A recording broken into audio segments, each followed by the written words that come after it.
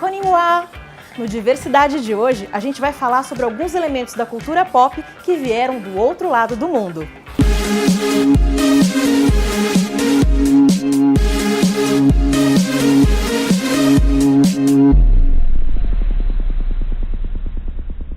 Há 110 anos, chegava ao Brasil o navio Kassato Maru, trazendo o primeiro grupo de imigrantes japoneses. De lá para cá, o nosso país tem tido cada vez mais contato com a cultura japonesa, principalmente a partir dos anos 60, quando animes, mangás e tokusatsu conquistaram o coração dos brasileiros. Para celebrar esse intercâmbio cultural, nós estamos aqui na Casa do Japa para bater um papo com dois grandes admiradores desse universo da cultura japonesa, o João Paulo e o Marcelo Robocop. Muito obrigada, bem-vindos. E como foi o primeiro contato que vocês tiveram com esse universo? Acho que foi a Manchete, né? A Rede Manchete nos anos 90 e final dos anos 80, né? Acho que foi o divisor de águas, assim, que explodiu a cultura pop no Brasil. Porque antigamente a gente não tinha muito acesso à informação de fora, né? Que vinha de fora do país. Então, o Marcelo Robocop é um pouquinho mais velho que eu, ele vai saber explicar melhor. Pior que mesmo. A princípio, acho que a geração Manchete que trouxe isso tudo pra gente, os super-heróis coloridos ali, de armaduras e... A Manchete acabou focando mais nessa programação infantil e é por isso que hoje tem fãs espalhados por todo mundo ainda da programação da Rede Manchete. E de qual produto cultural do Japão, né? De qual produto cultural do Japão vocês têm mais interesse? Então, eu cresci vendo Tokusatsu e isso pra mim ainda é uma nostalgia danada, de mesmo assistir as séries antigas, às vezes algumas atuais. Então eu foco mais nisso, é o que me atrai mais, acaba sendo séries Tokusatsu, de heróis japoneses, essas coisas assim, pra mim eu gosto muito. Tokusatsu, como a gente vai estar aí falando para uma galera que talvez não conheça, são essas séries de heróis com monstros, às vezes monstros gigantes. Sim, é isso aí, tem os heróis coloridos, é isso aí. João Paulo. Eu peguei o finalzinho da época dos Tokusatsu, assim, mas eu peguei aquela febre do Cavaleiros do Zodíaco, né, que começou a explosão dos animes no Brasil, né? E a partir disso eu fui alimentando a minha vontade de conhecer mais sobre mangá, porque todo anime ele tem origem no mangá primeiro. Então é feito mangá sobre a série primeiro e depois vira animação, né? Inclusive eu coleciono alguns, mas o meu foco na cultura pop é mais no anime e no mangá mesmo. O anime é a animação, o desenho animado com uma história. Isso, desenho né? animado japonês com traços orientais, né? Que e é o anime que a gente fala. E o mangá é a história em quadrinhos, né? O HQ japonês. A paixão de vocês pelas coisas, né? Pelos elementos da cultura japonesa, no seu caso o Tokusatsu, no caso do João Paulo, o anime e o mangá, levaram vocês a outros caminhos, né? Você, por exemplo, se transformou um cosmaker. Né? Acabou acontecendo. E isso te levou, inclusive, a realizar alguns sonhos. Conta pra gente. Pois é, então. Isso meio que caiu de paraquedas. Quando eu comecei a mexer com isso, era uma brincadeira, uma realização de infância. Eu queria... Quando eu era moleque, eu queria ser o Jasper, eu queria ser o Jiraiya. E a gente brincava ali de... eu sou o Jasper, eu sou o Jiraiya. E aí, depois de velho, eu vi que existia a possibilidade de confeccionar essas coisas. Então, eu comecei a fazer sem ferramentas, sem experiência, sem nada. Era uma brincadeira. Só que aí a coisa começou a fugir do controle. A partir de 2015, eu tive a oportunidade de ir para São Paulo encontrar com o Tetsu Kurata, que fez o Black Kamen Rider. E aí foi o início de tudo. Na época eu mandei meio que um portfólio para o evento, falando que eu fazia esse trabalho e tudo, e eles não tiveram interesse, falaram, a gente não patrocina esse tipo de coisa. E aí eu custeei a minha primeira viagem, e o ator gostou muito, acabou ficando impressionado e elogiou muito as armaduras. Aí no ano seguinte o evento já entrou em contato, falou, se você quiser vir, a gente vai te dar as entradas. Aí eu falei, eu vou por minha conta de novo. Fui por minha conta aí, porque era uma coisa que eu queria muito, que eu queria encontrar com o Takumi Tsutsui, que é o Jiraiya, que era meu ídolo de infância. E aí acabei encontrando com o Jiraiya e teve uma história super legal nos bastidores ali. E aí no ano seguinte, aí sim, já comecei a ser convidado e hoje o pessoal já patrocina também nos eventos. João Paulo, você chegou a estudar japonês, está estudando ainda? Eu despertei o interesse pela língua japonesa, né? E estudei a gramática aprofundada, assim, e a pronúncia também, né? Pela rádio japonesa que oferece o curso gratuito, que é a NHK.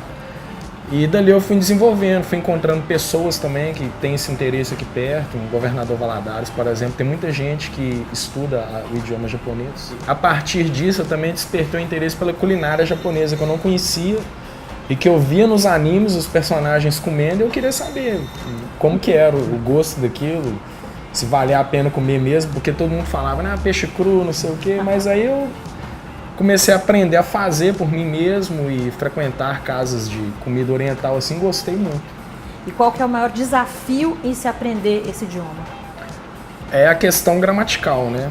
A pronúncia nem tanto porque ela é um pouco aproximada do inglês, porém muito simplificada, né? Mas a gramática eles possuem 3 alfabetos, então isso dificulta um pouco. Igual o kanji seria uma espécie de alfabeto que é mais simplificada para uma gíria, vamos assim dizer. Né? E isso dificulta bastante, mas o aprendizado do japonês em si, eu creio que se você for para o Japão e começar a praticar a língua conversando com alguém, não vai ser tão difícil, mas para você ler as coisas e começar a escrever, eu acho que é o grande obstáculo. Na opinião de vocês, por que o Brasil se interessou tanto por esses elementos da cultura pop vindos do Japão?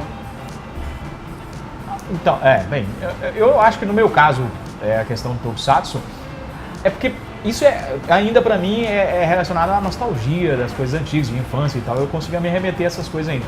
Mas eu acho que é um pouco pela falta de, como vou dizer, de concorrência. Na época, hoje você tem aí, por exemplo, eu tenho um sobrinho e ele reclama que o celular dele tá travando, e ele tá no computador e tem 300 canais da televisão, é muita informação e a pessoa não consegue absorver. Na nossa época, a gente concentrava ali na Rede Manchete, ali era o nosso conteúdo. Então, por isso que a gente tem uma paixão que eu acho que nunca mais vai existir isso, porque hoje o menino tem 50 desenhos para ele assistir, não assiste nenhum, tem dezenas de programação ali fora da faixa etária, às vezes ele está vendo aquilo. Então, pelo menos eu acho que no caso do Tokusatsu, porque na época não tinha tanta concorrência, a gente absorveu tanto isso que acabou sendo inesquecível. Complementando o que ele falou, assim, eu vejo também que existe uma diferença enorme. Porque aqui no Brasil a gente recebe o que? A cultura americana, né, norte-americana, dos Estados Unidos e a cultura japonesa. Até porque fora do Japão a maior comunidade japonesa é no Brasil, né? E isso ajudou bastante.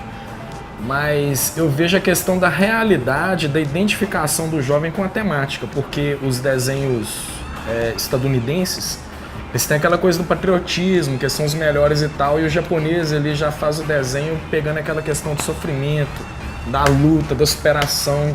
Então acho que tudo que a gente enfrenta no nosso dia a dia, querendo ou não, no subconsciente a gente identificou com aquilo. Mais do que os produtos americanos, assim. E por isso que teve essa abrangência enorme que teve. Né? Hoje em dia, por exemplo, não tem uma emissora que pega em canal aberto que tem esse espaço para a cultura japonesa, mas ainda prevaleceu, né, aquela herança da nossa geração e mantém até hoje, que o pessoal mais novo vê anime na internet, assim, no YouTube. E para finalizar, eu gostaria que vocês dessem aí uma indicação. Alguma coisa que você fala, olha, você que está em casa tem que assistir. Eu suspeito de falar sobre isso porque eu sou da nostalgia, então eu vou sempre indicar para assistir. Eu lembro que eu encontrei com a Ciara, que foi a Ranger amarela da Power Rangers Mega Force, eu encontrei com ela ano passado. E aí nas entrevistas eu perguntei ela, sempre quando eu vou fazer um personagem hoje, mesmo que eu não tenha acompanhado a série, a partir do momento que eu decido fazer, eu faço questão de estudar o personagem, pesquisar e tal. E eu perguntei a ela isso, se ela tinha visto séries anteriores às que ela fez e tal. Ela acabou falando que não envolveu muito, mas que por causa minha ela ia acabar assistindo alguma coisa. Então eu sou suspeito, mas eu acho que a nostalgia ali é muito legal, mas apesar que tem séries boas hoje também, mas esbarra no problema, igual ele falou. Hoje no Brasil, você não encontra esse conteúdo, por exemplo, dublado. Você vai conseguir muitas séries legendadas e tal, e às vezes a galera vai deixar de assistir porque não é dublado, mas eu sou do Tokusatsu, então vou incentivar aí a galera a assistir Tokusatsu. Um Tokusatsu para indicar? Pra mim, particularmente, por tudo que aconteceu na minha vida, eu vou falar sobre Jiraiya. Eu quando eu era mais jovem, eu ficava ali entre Jaspion, Giban e Jiraiya. Mas tudo que o Jiraiya me trouxe, como a minha ida nos eventos, encontro com o ator, a ida no The Noite, então eu vou ter de fazer uma tatuagem do Jiraiya agora, que é Jiraiya mesmo. O primeiro brinquedo que eu ganhei, pô, Jiraiya, foi o boneco cara. do Jiraiya. Jiraiya é incrível. Sua indicação? Eu indico assim, pelo atual momento, que eu vejo que o brasileiro ele perdeu um pouco do interesse na literatura, né? Igual tem o Maurício de Souza, que faz o trabalho com a Turma da Mônica, assim, eu acho bacana o pessoal arriscar um pouco na cultura do mangá, né? Que é uma leitura exótica, porque você lê ao contrário, você não lê da esquerda para a direita, da direita para a esquerda. E assim, eu acho bem mais interessante, que prende mais atenção do que o anime. Né? O anime ele é bem resumido e acho que a questão do drama, o enredo te prende mais no mangá. Eu indicaria o One Piece, que é um anime que é o mangá mais vendido no mundo, né? E o anime está programado para chegar a 1.400 episódios. A história é muito boa, assim, é o que eu indico para quem está querendo ingressar nessa cultura pop japonesa. É isso, então, muito obrigada pela presença. Nós que agradecemos. E assim nós encerramos o Diversidade de hoje. Semana que vem tem mais. Continue ligado na UNEC TV. Um abraço e até lá!